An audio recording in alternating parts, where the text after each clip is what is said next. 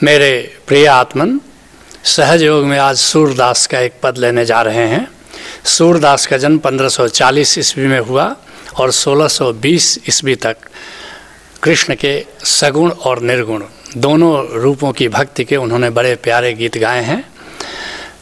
सूरदास के गुरु वल्लभाचार्य थे और गुरु से मिलने के पहले उन्होंने कृष्ण के सगुण रूप के गीत गाए और गुरु से मिलने के बाद उन्होंने कृष्ण के निर्गुण रूप के गीत गाए हैं। कहते हैं सूरदास, प्रभु जी मेरे अवगुण चित ना धरो। सत्य की दिशा में, समाधि की दिशा में अगर हमें यात्रा करनी है तो पहली बात है कि हम प्रामाणिक होकर के जीना शुरू करें। अगर हम में कमियां हैं, अगर हम में कोई त्रुटि है तो उसका स्वीकार करें, क्योंकि रोग का स्वीकार रोग से मुक्ति की दिशा में उठा पहला कदम है। तो पहली बात कि हम शुभता का पाखंड नहीं करें, हम स्वीकार करें कि हम मनुष्य हैं और हम में कमी है। और दूसरी बात कि अपराध भाव नहीं हो कि हम में कमी है, उसका स्वीकार काफ़ी है। यह प्रामाणिकता काफ़ी है कि हम में कमी है, लेकिन अगर उसके प्रति हम अपराध भाव से भरे हैं कि हम ऐसे त्रुटियों को लेकर के कैसे गोविंद की दिशा में जा सकते हैं, समाधि की दिशा में जा सकते हैं, तो फिर वह तो बाधक होगा। लेकिन अगर हमें अपराध भाव नहीं है, हम जैसे हैं वैसे ही परमात्मा हमें स्वीकार कर लेगा, ये भरोसा अगर है तो समाधि की दिशा में, भक्ति की दिशा में निर्बाध गति से हम चल सकते हैं। उसी की ओर इशारा कर रहे हैं। कहते हैं, प्रभु जी मेरे अवगुण चित ना धरो। हमें अवगुण तो हैं, त्रुटियाँ तो हैं, कमियाँ तो हैं, लेकिन हे गोविंद तुम उनका ख्याल न करोगे, ऐसा भरोसा है। इसीलिए हम तुमसे प्रार्थना करते हैं कि उन कमियों पर तुम्हारी नज़र न हो, क्योंकि हम जो भी हैं तुम्हारे हैं। जिसके लिए कबीर साहब कहते हैं, अवगुण मेरे बाप जी बख्शो गरीब निवाज। ऐ मेरे पिता की तरह गोविंद तुम मेरे अवगुणों को क्षमा करो। जो मैं पूत कपूत हूँ तो पिता को लाज। अगर मैं कुपुत्र भी हूँ तभी भी पिता तो ख्याल करता है अपने कुपुत्र का। तो इसलिए तुम मेरे अवगुणों की ओर ध्यान मत दो, हमें स्वीकार करो, हमें क्षमा करो, हमें अपना लो। कहते हैं सूरदास, समदर्शी है नाम तिहारो। क्यों हमें अपना लो, क्यों हमें क्षमा कर लो? क्योंकि कोई निर्गुण हो कि सगुण हो, कोई गुणहीन हो कि गुण वाला हो, सबके प्रति तुम तो बराबर भाव रखते हो, सबके प्रति तुम समदर्शी हो। ऐसा सब लोग कहते हैं, ऐसा शास्त्र कहते हैं, ऐसा सारे संत कहते हैं। जिसके लिए गुरु अर्जुन देव जी कहते हैं, हरि जी निमानिया तू मान।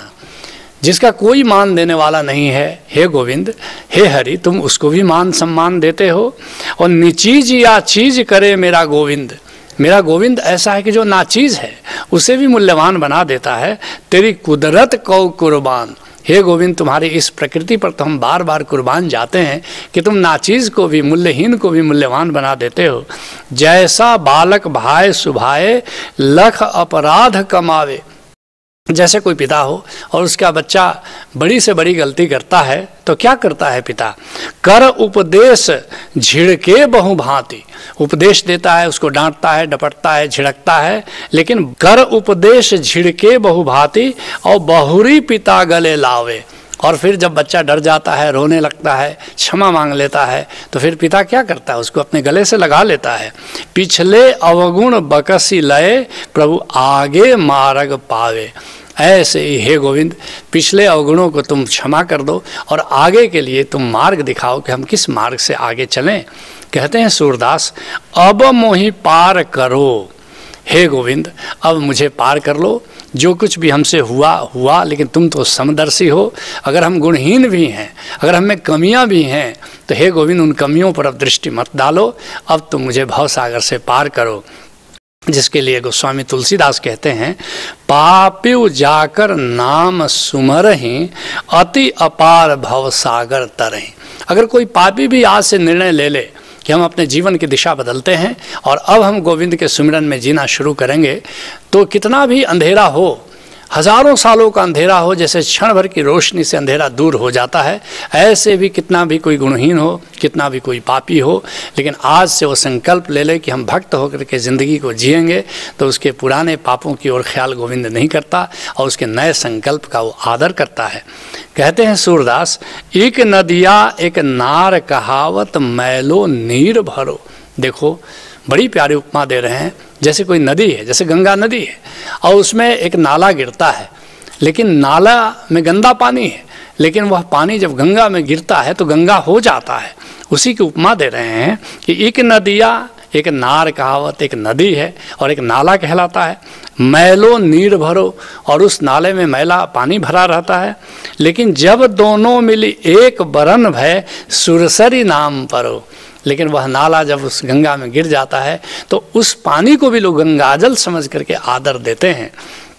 जिसके लिए पलटू साहब कहते हैं, पलटू नीच से ऊंच भा आ नीच कहे ना कोय।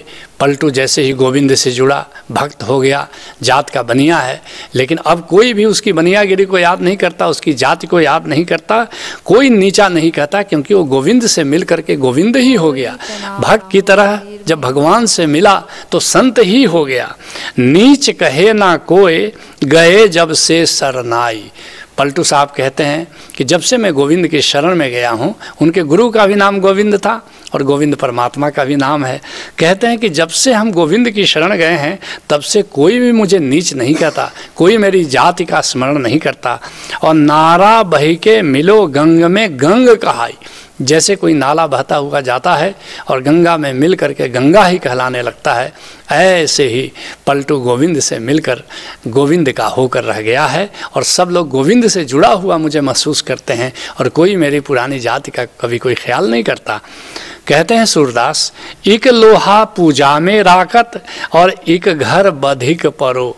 देखो, लोहा कोई पूजा घर में रखता है, उसकी पूजा करता है, और कोई बधिक उसका इस्तेमाल करता है। लेकिन क्या होता है, पारस गुण अवगुण नहीं चितवे और कंचन करत खरो। लेकिन वही लोहा, चाहे वो बधिक के घर में हो कि पूजा घर में हो, अगर पारस पत्थर के संपर्क में आता है तो स्वर्ण हो जाता है। ऐसी लोकोक्ति है, कोई ज़रूरी नहीं है कि ऐसा तथ्य हो, लेकिन कहते हैं कि पारस पत्थर से जब लोहा स्पर्श करता है तो वह भी सोना हो जाता है।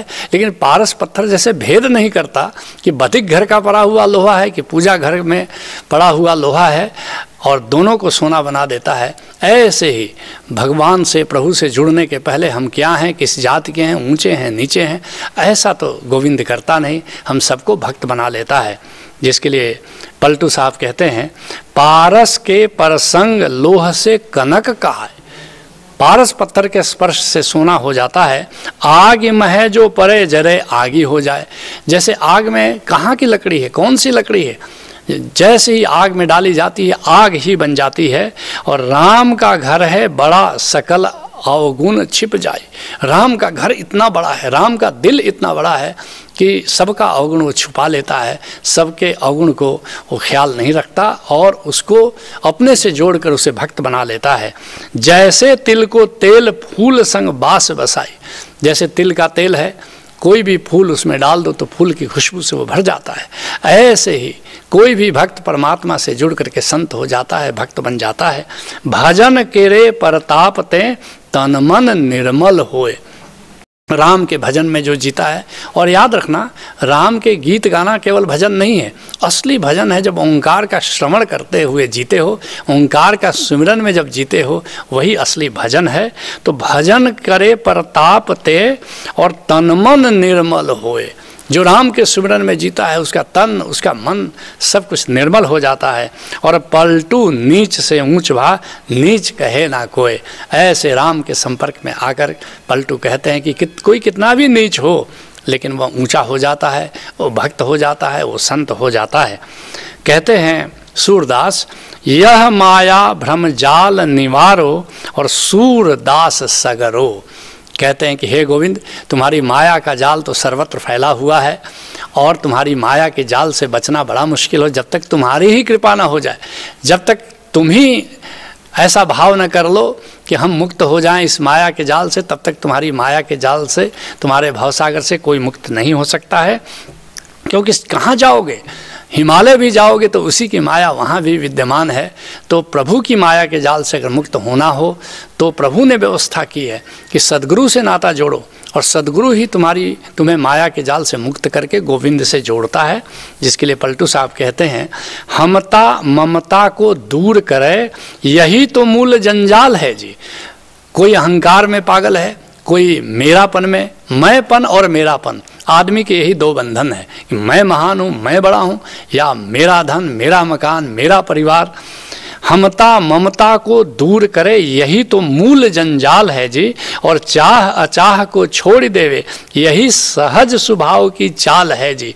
और कामनाओं से मुक्त हो जाओ, हमारे अनुसार चीज़ें हों, बस इससे मुक्त हो जाओ और फिर तुम भक्त हो जाते हो, फिर तुम संत हो जाते हो। कहते हैं सूरदास, अब की बेर मोहि पार उतारो नहीं प्रण जात टरो। हे गोविंद, यूँ तो जन्मों का सिलसिला है, लेकिन अब मैंने ठान रखा है कि इसी जीवन में हम मुक्त हो जाएं, हम तुमसे जुड़ जाएं, हम तुम्हारे हो जाएं, हम तुम्हारे अंग हो जाएं। अब की बेर मोहि पार उतारो, बस इस बार मुझे पार उतार लो, ऐसा मैंने प्रण रखा हुआ है। जिसके लिए गुरु नानक देव जी कहते हैं, अनदिन साहेब सेविये अंत छड़ावे सोई। रात दिन बस उसके सुमिरन में जियो, वही तुम्हें मुक्त करेगा। और सुन सुन मेरी कामनी पार उतारा होई। अय मेरी जिंदगी, अय मेरे मन, सुनो, गोविंद के सुमिरन में जीना शुरू करो, तभी तुम इस भवसागर को पार कर सकते हो। कहते हैं सूरदास, अब की बेर मोहि पार उतारो नहीं प्रण जात टरो। अब यह मैंने प्रण कर रखा है और ये प्रण को मैं टालने वाला नहीं हूँ, अब छोड़ने वाला नहीं हूँ। इस बार तो मुझे पार तुम करोगे ही करोगे, ऐसा मेरा पूरा भरोसा है। जिसके लिए गुरु रामदास जी कहते हैं, हर बिन रह ना सके मन मेरा। गोविंद के बिना मुझे रहा नहीं जाता। और मेरे प्रीतम प्राण हर प्रभु गुरु मेले, और मेरे गुरु ने मुझे गोविंद से मिला दिया है, मेरे प्रियतम से मिला दिया है। और बहुरी न भाव जल फेरा, अब संसार में मेरा आना जाना नहीं है। अब कर्मों के बंधनों से, जन्म और मृत्यु के बंध से मैं पूरी तरह मुक्त हो गया हूँ। लेकिन कैसे मुक्त हुआ? मेरे प्रीतम प्राण हर प्रभु गुरु मेले, मेरे सदगुरु ने गोविंद से मिला दिया। और जब भी तुम्हें गोविंद से मिलना होगा, कोई कामिल मुर्शिद ही तुम्हें मिलाता है, इसलिए कोई कामिल मुर्शिद खोजो, उससे अपना नाता जोड़ो, उससे गोविंद तक जाने का मार्ग पाओ और फिर गोविंद से अपना नाता जोड़ लो, तुम भी मुक्त हो जाओगे। यही सहज योग है। हरि ओम तत्सत।